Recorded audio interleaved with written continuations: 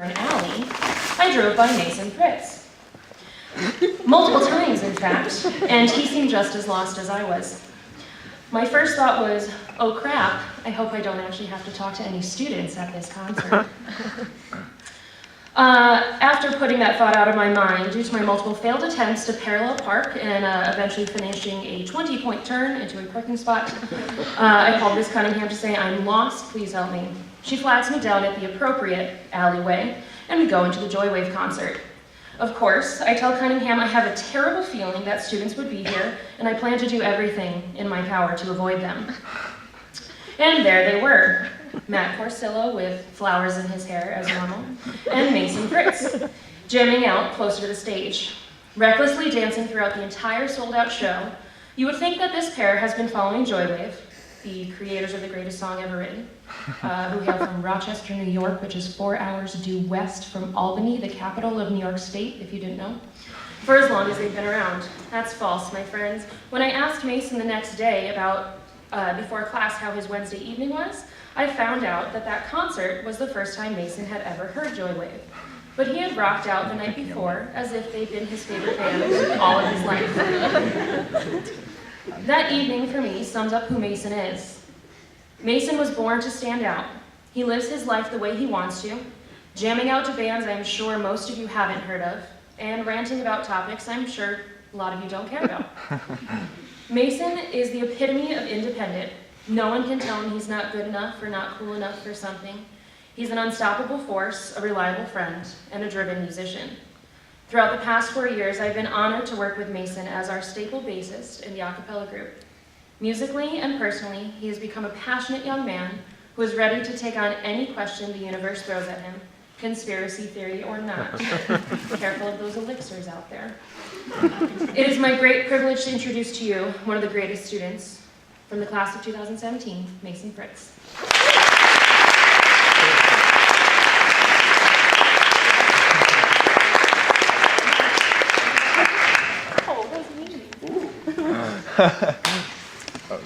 So back to follow Alex, by the way. Just absolutely fantastic. Yeah, playing nervous with that.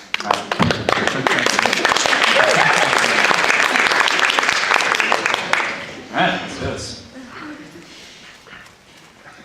Growing up, my mom's favorite piece of advice to offer was the maxim of Darwinian evolution. It's not the strongest nor the smartest who survives, but he who is most adaptable. Through every change, large and small, she would plant this idea again and again, as she would on my first day at PCDS. She was anxious that I might not fit in this community, either academically or socially. After all, it was a radical departure from public education. Yet, I found that I fit in pretty well. In fact, I'd never been happier. I was academically challenged for the first time in my life. The friends I've made here are the most honest, kind, and mentally stimulating people I've ever met.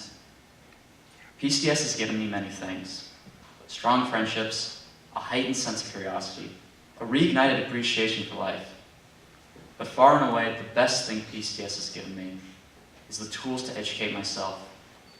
I spent years of my life sitting and wondering over overly complex ideas.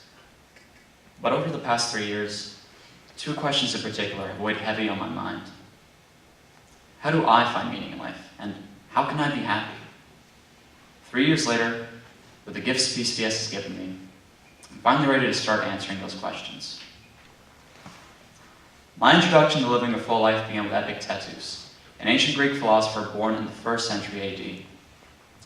His teachings were aimed at describing how one can live a happy life and become the best self, which he saw as one and the same. He conceives that life is inherently filled with suffering, and although natural, our automatically negative response to misfortune only damages us. Except for our thoughts, life is comprised entirely of external circumstances. Sickness, death, natural disasters, other people's thoughts and feelings. We've all developed ideas of what life is and should be, and when these close-held expectations are broken, the natural reaction is sorrow or rage. But while we can't expect the unexpected, we can choose how to feel about it. Slept through first block and miss a quiz? You obviously needed that sleep. You total your new car? All that money just saved your life. These changes in attitude may seem small, but they add up quickly. Think of how often the phrase, "of course this would happen to me," or similar, enter your head on a daily basis. But the power of thought is not just about making your day a little brighter. As Kurt Vonnegut wrote, we are what we pretend to be. If you see yourself as a victim of the universe, all signs will point to this. But the universe is also true. If you think yourself lucky, you will see evidence everywhere. And just maybe, you can start to recognize what makes those situations lucky and recreate them, effectively creating your own luck. If you want to stop being angry, then recognize when your anger is building and tell yourself that you're better than that someone else can't just push your buttons. This is how consciously altering thought can improve our lives. Every incident becomes an opportunity to modify our perception. And with that modified perception, we can begin to see the opportunities that each situation has to offer us. We, individually, get to choose the meaning. Our failures, even tragedies, can be learning experiences that make us better if we choose them to. Although Epic Tattoos provided the tools to lead a happy life, I couldn't know how to find meaning until I encountered Viktor Frankl. While developing logotherapy in 1942, a treatment based on finding a purpose to drive the patient's life to fulfillment, he would be interned at Auschwitz, where he would lose everything: his pregnant wife, his brother, his parents, and the initial manuscript for logotherapy, which he had devoted years to. He would lose all dignity, be savagely beaten and starved, betrayed by fellow prisoners, and even contemplate suicide. But he survived. Not only that, but his treatment worked. By employing logotherapy, Frankl would move past his traumatic experiences. He would eventually remarry and publish his story in Man's Search for Meaning. He became an inspiration to the world. From years of study and his experiences in Auschwitz, Frankl describes 3 methods of finding meaning in our life: devoting oneself to some great labor or task, rising above ourselves in the face of suffering, and loving another person. We can all find examples of these methods in our lives. Here are 3 from my own. First, devoting oneself to labor. I can't think of a better example of devotion to labor than the teachers in our community. These are people so enamored with their chosen fields that they will sacrifice breaks, lunches, and hours that could be spent at home exclusively for our benefit, hosting test reviews in clubs, meeting with us individually about assignments and opportunities outside of school. They try to help us find our best qualities and develop them, to help us grow not just intellectually, but spiritually and emotionally. They're devoted to making us better people. They are our confidants, our coaches, and often friends.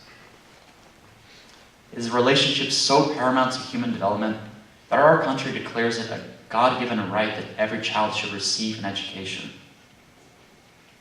Dr. Allison confirms the meaning to be found in this labor, saying that teachers develop an attachment to their pupils so potent that those pupils become, in a way, like their own children. She, like all our teachers, wants the absolute best for us and finds sincere joy in our successes. Next, rising above oneself. Over the summer, I observed under a doctor at the Barrow Neurological Institute who worked with ALS, a neurodegenerative disease that takes away all bodily functions until you can't even breathe independently. For legal reasons, he would ask staff patients if I could watch their deeply personal appointments, yet not a single person turned me away. Quite the opposite, in fact.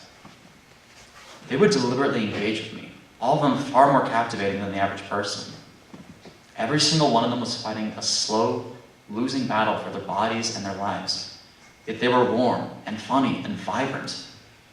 They were honest about their circumstances, but they didn't wallow in self-pity. They rose above themselves, showing kindness and grace in the worst of situations. And then there's love. I personally haven't felt it, besides one feels for parents, sad as it is. But I can understand the power of it. We'll talk later. Love is far and away the most profound and terrifying form of human relation.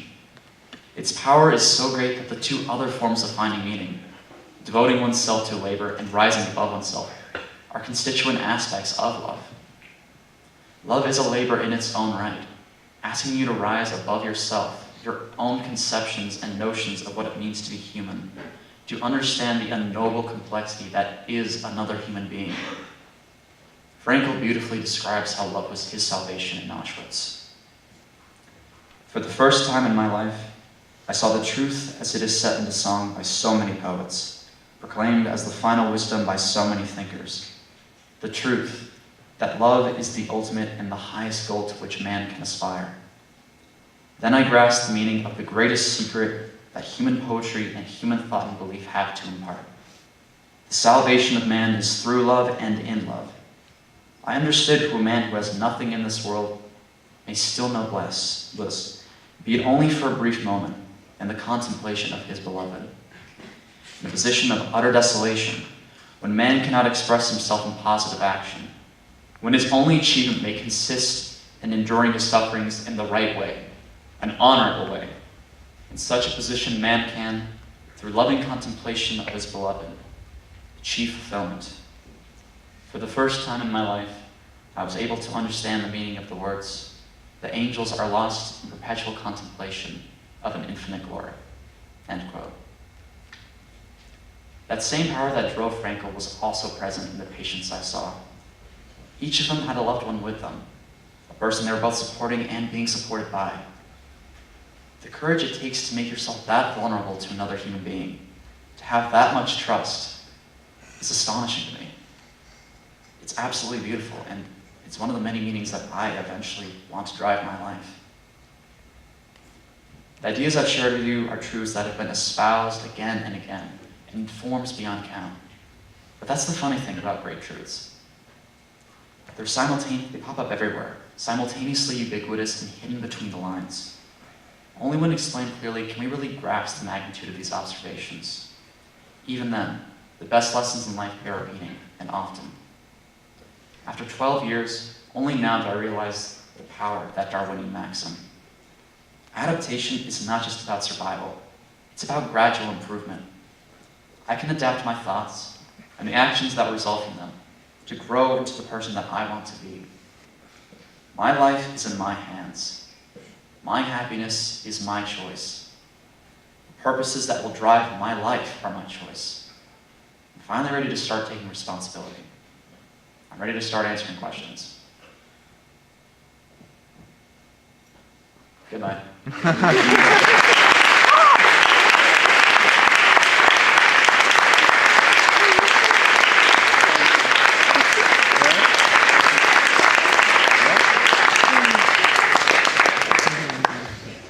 Very stirring speeches. So please come up and congratulate your speakers.